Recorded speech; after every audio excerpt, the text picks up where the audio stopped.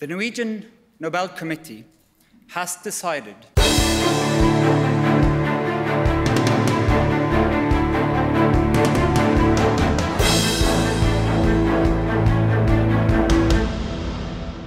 মার্কিন president Donald Trump শান্তিতে Nobel পুরস্কার পাওয়ার জন্য মুখিয়ে আছেন। তিনি এই পুরস্কার পাওয়ার যোগ্য বলে বারবার দাবি করছেন, পাশাপাশি চালিয়ে যাচ্ছেন জোরালো তদবির। তবে বিশেষজ্ঞরা বলছেন ট্রাম্প এ পুরস্কার পাবেন না, কারণ তিনি বৈশ্বিক শৃঙ্খলা নষ্ট করছেন, যা নোবেল কমিটি খুবই গুরুত্ব সহকারে দেখে। নোবেল পুরস্কার বিশ্বের সবচেয়ে মর্যাদাপূর্ণ ও দামি পুরস্কার। মানবতার কল্যাণে সফল ও অসাধারণ উদ্ভাবন ও আবিষ্কারের মতো মৌলিক অবদানের জন্য 1901 সাল থেকে নারী, পুরুষ ও প্রতিষ্ঠানকে এই পুরস্কার দেয়া হচ্ছে। কিভাবে এই নোবেল পুরস্কার দেয়া হয় তা নিয়ে আজ আলোচনা করব। সঙ্গে আছি আমি শেখ সাদি মারজান। প্রতি বছরের অক্টোবর মাসে পুরস্কার বিজয়ীদের নাম ঘোষণা করা হয়।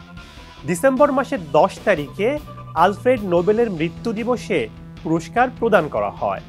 বিজয়ীরা সাধারণত ব্যক্তিগতভাবে পুরস্কার গ্রহণ করে থাকেন। দুটি জায়গা থেকে নোবেল পুরস্কার দেয়া হয়। তার মধ্যে শুধু নোবেল শান্তি পুরস্কারটি নরওয়ের অসলো থেকে, আর বাকি 5 বিভাগের পুরস্কার দেওয়া হয় সুইডেনের স্টকহোম থেকে। পদার্থবিদ্যা, রসায়ন, চিকিৎসা, সাহিত্য, শান্তি এবং অর্থনীতি, এই 6টি বিভাগে সফল ও অসাধারণ গবেষণা, উদ্ভাবন বা মানব কল্যাণমূলক কাজের জন্য নোবেল পুরস্কার দেয়া হয়। যে কোনো জাতি, দেশ, ধর্ম, বর্ণ বা আদর্শের মানুষের জন্য এই পুরস্কার উন্মুক্ত।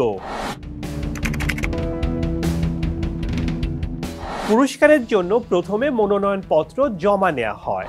প্রতিটি পুরস্কারের জন্য প্রায় 1000 জন মনোনয়ন জমা দেন। তার মধ্য থেকে শতাধিক জনকে মনোনীত করা হয়। এ সংখ্যা কখনো 250 ছাড়িয়ে যায়। প্রতি বছর নির্দিষ্ট কিছু ব্যক্তি ও সংস্থা শান্তিতে নোবেল পুরস্কারের জন্য অন্য ব্যক্তি বা প্রতিষ্ঠানকে মনোনীত করতে পারেন, যেমন সংসদ সদস্য, আন্তর্জাতিক আইনের অধ্যাপক, পূর্ববর্তী নোবেল শান্তি পুরস্কার বিজয়ী এবং কমিটির সদস্যরা। তবে কোনো ব্যক্তি নিজেই নিজেকে মনোনীত করতে পারেন না। আলফ্রেড নোবেলের ইচ্ছা অনুযায়ী পুরস্কারের জন্য যোগ্য প্রার্থী খুঁজে না পেলে, প্রতিকূল বিশ্ব পরিস্থিতির কারণে তথ্য সংগ্রহ বাধাগ্রস্ত হলে তখন পুরস্কার স্থগিত রাখা হয় বা দেয়া হয় না, যেমনটি প্রথম ও দ্বিতীয় বিশ্বযুদ্ধের সময় ঘটেছিল। মনোনয়ন প্রক্রিয়া শেষ হয় প্রতি বছর 31শে জানুয়ারি। ফেব্রুয়ারিতে প্রথমবার বৈঠকে বসে নোবেল কমিটি। বৈঠকে সব মনোনয়নপত্র নিয়ে আলোচনা করা হয় এবং প্রার্থীদের একটি তালিকা করা হয়।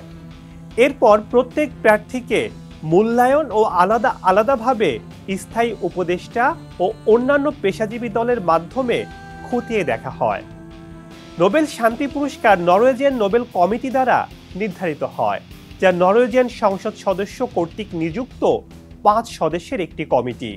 আলফ্রেড নোবেলের উইল অনুসারে যারা জাতির মধ্যে ভ্রাতৃত্বের জন্য, স্থায়ী সেনাবাহিনীর বিলুপ্তি বা হ্রাস এবং শান্তি কংগ্রেসের আয়োজন প্রসারের জন্য সর্বোচ্চ ও সেরা কাজ করবেন, তাদেরকে এই পুরস্কার দেয়া হয়। প্রত্যেক বিজয়ীকে একটি পদক দেয়া হয়। 1980 সালের আগ পর্যন্ত নোবেল বিজয়ীরা পেতেন 23 ক্যারেট স্বর্ণের পদক। এরপর থেকে 18 ক্যারেট সবুজ স্বর্ণের ধাতবের ওপর 24 ক্যারেট স্বর্ণের প্রলেপ দেয়া পদক দেয়া হচ্ছে। এছাড়া একটি সনদ ও মোটা অঙ্কের অর্থ পুরস্কার দেয়া হয়। এই অর্থের পরিমাণ 1 কোটি সুইডিশ ক্রোনার বা $11 লাখ। বাংলাদেশি মুদ্রায় অঙ্কটা প্রায় 13 কোটি। তদবিরের কারণে ট্রাম্পের নোবেল পুরস্কার জয়ের সম্ভাবনা আরও কমছে বলে মনে করছেন বিশেষজ্ঞরা। 5 সদস্যের নরওয়ে নোবেল কমিটির এক সদস্য রয়টার্সকে বলেন, পুরস্কার পেতে ট্রাম্প যে তদবির চালাচ্ছেন তা হিতে বিপরীত হতে পারে, কারণ পুরস্কার বাছাই কমিটি স্বাধীনভাবে কাজ করতে পছন্দ করে এবং বাইরের চাপ থেকে নিজেদের সুরক্ষিত রাখে। আবার গাজার যুদ্ধে ইসরায়েলের পাশে থাকা এবং রাশিয়ার প্রেসিডেন্ট ভ্লাদিমির পুতিনের সঙ্গে বন্ধুত্ব গড়ার চেষ্টার কারণে ট্রাম্প নোবেল পাবেন না বলে মনে করেন নোবেল পুরস্কার বিশেষজ্ঞ অ্যাশলে ইসভিন। তাই নোবেল শান্তি পুরস্কারের জন্য তার জয় এখনো অনিশ্চিতই বলা যায়।